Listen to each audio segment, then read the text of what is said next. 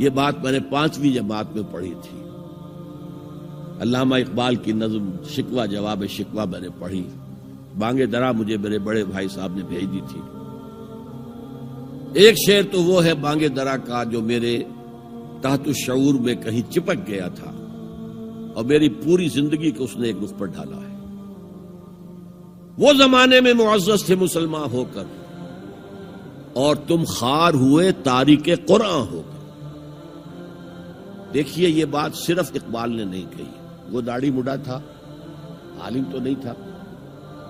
یہی بات کہی 14ویں صدی کے مجدد اعظم شیخ الہند مولانا محمود حسن اسیر مالٹا نے. 4 سال کی اسیری کے بعد جب رہائی پا کر آئے تھے 1920 میں, اور رہائی کیوں ملی تھی کہ ٹی بی 3rd سٹیج کو پہنچ گئی تھی. انگریز ڈرتا تھا کہ اگر ہماری اسیری ہی کے اندر کہیں انتقال ہو گیا تو کہیں طوفان اٹھ جائے گا, لہذا چھوڑ دیا.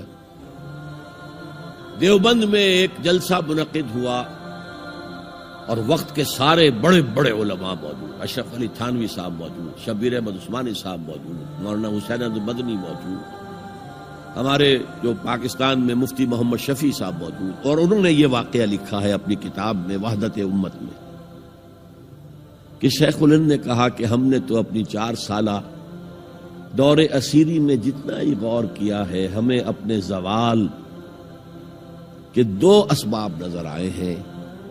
ایک ہمارا قرآن کو ترک کر دینا, یہ لفظ ہے اس کے اندر, نوٹ کیجئے. حالانکہ علماء نے قرآن کو ترک کیا ہے, لیکن اگر آپ نے کہا نہیں تو یہ صحیح نہیں ہے, کیا ہے. ان کا سارا زور فقہ پر ہے, حدیث پر ہے, زیادہ زور قرآن پر نہیں ہے. صحیح بات ہے. کہنے والا کون ہے؟ شیخ الہند. ایک ہمارا قرآن کو ترک کر دینا اور دوسرا آپس کے اختلافات. اور مفتی شفیع صاحب نے اس کے اوپر پھر یہ گرہ لگائی کہ حضرت شیخ نے جو 2 باتیں کہی تھی حقیقت میں ایک ہی ہے. ہمارے اختلافات بھی اسی لیے کہ ہم نے قرآن کو ترک کر دیا. تو یہ ہے ایک شعر جو میرے ذہن میں چپک گیا تھا. پھر قرآن سے اللہ نے جو ایک مناسبت دی ذہنی قلبی, اللہ کا شکر ہے, اللہ کا فضل ہے.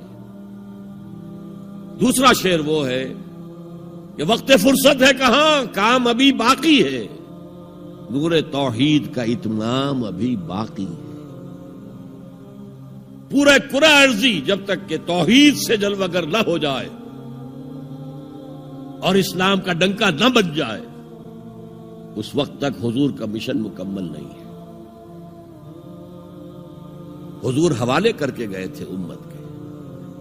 خطبہ حجۃ الوداع میں آپ نے سوال کیا الا هل بلغت, اور 1.25 لاکھ کے مجمع نے جواب دیا انا نشهد انك قد بلغت الرسالۃ واديت الامانۃ ونصحت الامۃ وكشفت الغمۃ. ہاں حضور ہم گواہ ہیں, آپ نے حق رسالت ادا کر دیا, حق امانت ادا کر دیا, مسلمانوں کی خیر خواہی کا حق ادا کر دیا, امت کی خیر خواہی کا, اور گمراہی کے پردے چاک کر دیے. 3 دفعہ حضور نے سوال کیا, 3 دفعہ جواب دے کر پھر آسمان کی طرف نگاہ اٹھائی اور انگشت شہادت سے اشارہ کیا اور پھر لوگوں کی طرف اللہم اشہد اللہم اشہد اللہم اشہد, اے اللہ تو بھی گواہ رہے, یہ مان رہے ہیں کہ میں نے پہنچا دیا. اسے میں کہا کرتا ہوں سائی آف ریلیف. کندھوں پر ایک بہت بڑا بھاری بوجھ آ گیا تھا, بہت بڑی امانت تھی قرآن. اس کے پہنچانے پر کیا کیا تکلیفیں اٹھائی ہیں.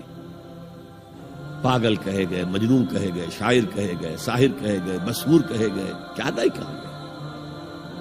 اور پھر جو مارے کھائی ہیں, جو 3 سال کی شیب بنی ہاشم کے اندر اسیری تھی, جس میں کھانے پینے کی چیزیں گھاٹی میں داخل نہیں ہو سکتی تھی.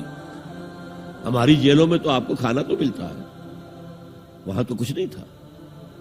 پھر طائف کا پتھراؤ یاد کیجئے, پھر مکے سے نکلنا اور 3 دن رات ایک غار میں چھپے رہنا. پھر مدینے کے اندر آپ کو معلوم ہے غزوہ بدر آ رہی ہے, اس میں 70 اگر کافر مارے گئے تو غزوہ احد میں 70 صحابہ شہید ہوئے, جن میں حضرت حمزہ بھی ہیں. 3 رشتے ہیں حضرت حمزہ سے حضور کے, چچا بھتیجا, سب کو بس یہی معلوم ہے. چچا بھتیجا، خالہ زاد بھائی، دودھ شریک بھائی، اور عربوں میں دودھ شریک بھائی حقیقی بھائی کے طور پر ہوتا تھا. اور ان کی لاش سامنے آئی ہے کہ ناک کاٹ لی گئی ہے، کان کاٹ لیے گئے ہیں، اور پیٹ چاک کر کے کلیجہ چبایا گیا ہے. یہ سارے بوجھ اٹھا کر اگر وہ حق تبلیغ ادا ہو گیا، اے اللہ یہ مان رہے ہیں، تو بھی گواہ رہے. اور پھر کیا کہا؟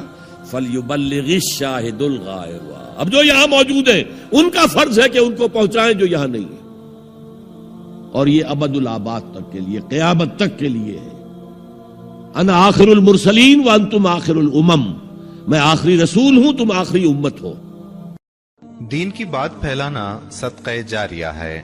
ثواب کی نیت سے ویڈیو کو شیئر ضرور کیجیے. جزاک اللہ.